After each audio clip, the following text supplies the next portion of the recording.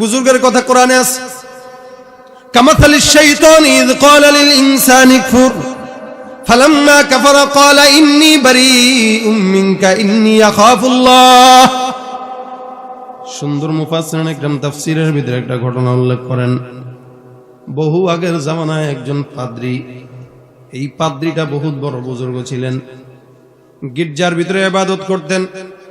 আপন তিন ভাই, তাদের একজন বোন অসুস্থ। হুজুরের কাছে গেছে পানি পড়া নিতে, এখন যেমন আসে না এমনি, তো পানি পড়ার জন্য হুজুরের কাছে গেছে, একটু সুস্থ করে দেন। হুজুর ডাক দিয়া বলে, আমার খানকার পাশে আরেকটা ঘর, ওই ঘরের ভিতরে তাকে বন্দোবস্ত করেন, থাকার ব্যবস্থা করে দেন, আমি এখান থেকে দেখে প্রত্যেকদিন তার ট্রিটমেন্টের ব্যবস্থা করব। বহুত বড় বুজুর্গ, তাওরাত কিতাবের আলেম। এই আলেমটার কাছে হুজুরের বোন, এই তিনজনের বোন রেখে গেছে। দেখেন, কোন নারী পুরুষ যদি একসঙ্গে কোন জায়গায় বসবাস করে, ওই জায়গায় তৃতীয় জন থাকে কে?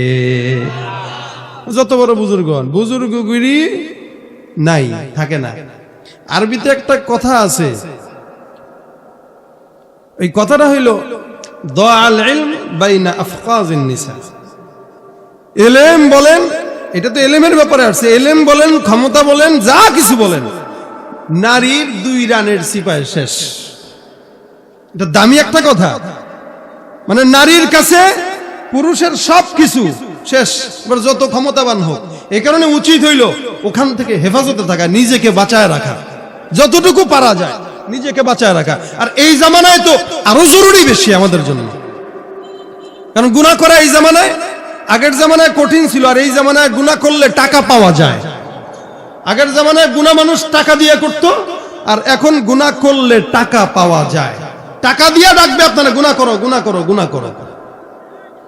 ভাইরা আমার, 3 জন ভাই যখন বোনকে রেখে গেল বুজুর্গের কাছে, যত বড় বুজুর্গ হোক, শয়তান তো তার পিছনেও আছে, আছে না?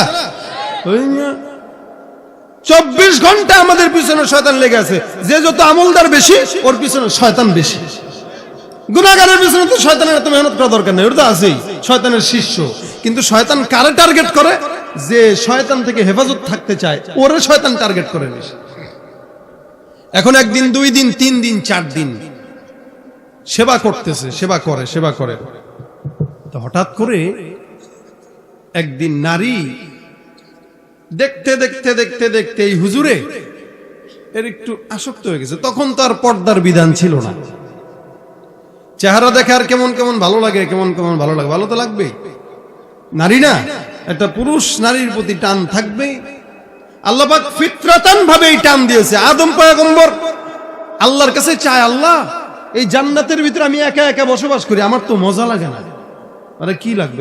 সব আছে, কিন্তু কি যেন নাই। আল্লাহর কাছে চায়। আসমান আছে, জমিন আছে, সব কিছু আছে জান্নাতের ভিতরে, তো নিয়ামতের অভাব নাই, কিন্তু আল্লাহ কেমন যেন শরীরটা মেজমেজ করে, ভালো লাগে না। আল্লাহ পাক বলে, ঠিক আছে, ভালো লাগার ব্যবস্থা করতেছে। আমাদের আব্বা জানকে ভালো লাগার ব্যবস্থা করতেছে। ঘুমাইছে, ঘুম থেকে উঠে দেখে পাশে আম্মা জান হাওয়া আলাইহিস সালাতু ওয়াস সালাম শোয়া। ঘুমের ভিতরে আল্লাহ পাক সৃষ্টি করে পাঠিয়ে দিয়েছেন। এখন চেহারার দিকে তাকায় দেখে, মাশাআল্লাহ, চমৎকার সুন্দর মানুষ। এমন মানুষ তো আগে কখনো দেখি নাই। চুল বড় বড়, চোখগুলো ডাগর। মেয়ে মানুষ যত সুন্দর হওয়া যায় তত সুন্দর। এখন আদম পয়গম্বর আল্লাহ পাক এত মোহাব্বত দিয়ে দিলে এমনি হাত দিতে গেছে, গায়ে হাতটা ধরতে গেছে, একটু দেখবে আর কি, ধরে দেখবে যে এত সুন্দর একটা মানুষ আমার মতো কোত্থেকে আসলো। ঘুমের আগেও তো তারা দেখি নাই। আল্লাহ পাক বলে, আদম হাতটাকে একটু সংযত করো। আল্লাহ ধরবো না? না, ধরবা তো অবশ্যই, তবে ধরার আগে কিছু ট্যাক্স দিয়া তারপরে ধরা লাগবে। এই ট্যাক্সটা কি? মহারণা। কি বলেন? মানে বিয়ে শাদী করবা, মহারণা দিবা, তারপরে ধরবা, সমস্যা নাই।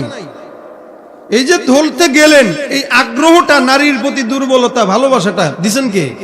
আল্লাহ দিছেন। আবার যে তাকে ধরতে গেলে বিয়ে করা লাগবে, তার মহারণা দেওয়া লাগবে, এটাও শিখাইছে কে? এই যে মামতো বোনের লোকে যে ডেটিং মারেন, দিছেননি মহারণা? এটা তো দেন নাই, ফ্রি। হ্যাঁ, ফ্রি সার্ভিস। তুই বেটা কয়টার লগে ফিরিত করস? আমার বেটা 14টা এখনো সিরিয়ালে আছে, দেখ। এর অহংকার মনে করতেছে, গুনাও করে আবার গর্বও করে।